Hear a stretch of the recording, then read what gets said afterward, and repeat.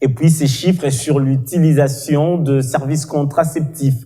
14 à 30% sont utilisateurs de Kinshasa, tandis qu'au Congo central, les statistiques tournent autour de 20%. C'est le résultat de la deuxième phase de l'enquête Performance Monitoring for Action sur la planification familiale à Kinshasa et au Congo central.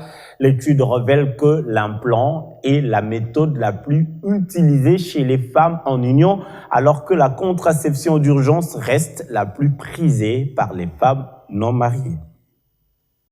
De plus en plus, les femmes utilisent les méthodes contraceptives dans la ville de Kinshasa. De 14% en 2014, on est aujourd'hui à 30% dans la capitale, tandis qu'au Congo central, on plafonne autour de 20%.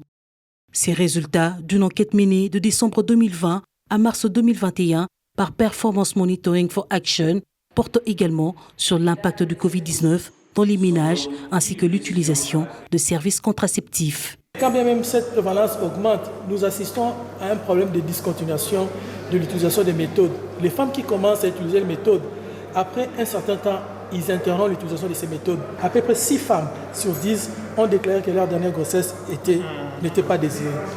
Alors au Congo central, par contre, nous assistons à une stagnation de la prévalence contraceptive. Cette prévalence tourne autour de 20%.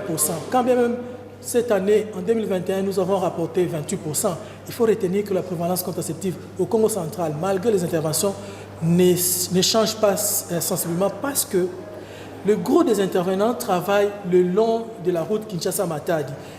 La ministre provinciale de la Santé a salué la réalisation de cette étude dont les données vont contribuer au développement de la ville. Elle a par la même occasion annoncé que le gouvernement provincial se mobilise pour rendre disponibles les contraceptifs. Je suis très ravie à ce que de plus en plus les femmes commencent à utiliser les contraceptifs. Cela va nous aider, va aider nos gouvernements à pouvoir prendre des décisions pour faire avancer notre économie.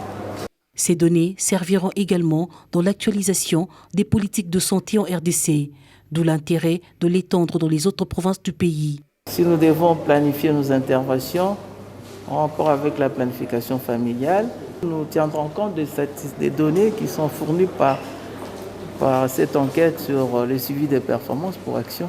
Ces résultats sont vraiment très encourageants. Nous pensons qu'on devrait le faire aussi au niveau du pays pour que nous puissions savoir ce qui se fait exactement. Réalisé par l'École de santé publique de Kinshasa en collaboration avec le ministère de la Santé publique, Hygiène et Prévention, avec le soutien global de l'Institut Bill et Melinda Gates pour la population et la santé génésique de l'École de santé publique de l'Université Johns Hopkins et Japaigo, les chercheurs plaident pour la continuité de cet appui afin de poursuivre ces études.